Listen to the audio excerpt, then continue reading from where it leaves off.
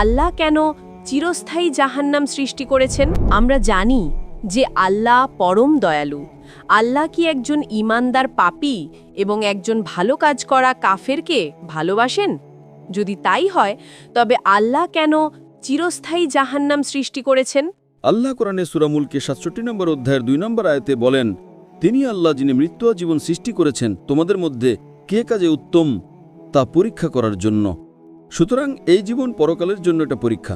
আমি আপনাকে একটা প্রশ্ন করছি, শিক্ষক কি একজন পাশ করা ছাত্রকে পছন্দ করেন নাকি একজন ফেল করা ছাত্রকে? যে পাস করে। শিক্ষক ফেল করা ছাত্রকে পছন্দ করেন না, কারণ শিক্ষক সেখানে পরামর্শ দেওয়ার জন্য ছিলেন, আর সেই ব্যক্তি মনোযোগ দিচ্ছিল না, যে শিক্ষকের কথা শুনছে না। শিক্ষক ছাত্রকে সুযোগ দেন, কিন্তু পড়াশোনা না করলে ছাত্র নিজেই ফেল করে।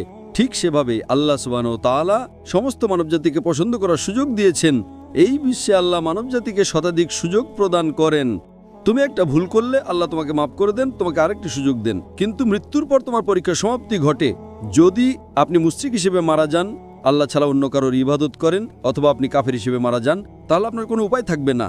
সুতরাং কাফের, কোরআন বলে, আল্লাহর ন্যায় বিচারের বিরুদ্ধে কখনো আপত্তি করবে না। তারা স্বীকার করবে যে তারা ভুল ছিল, তারা শুধু আরেকটা সুযোগ চাইবে। আল্লাহ বলবেন অনেক দেরি হয়ে গেছে।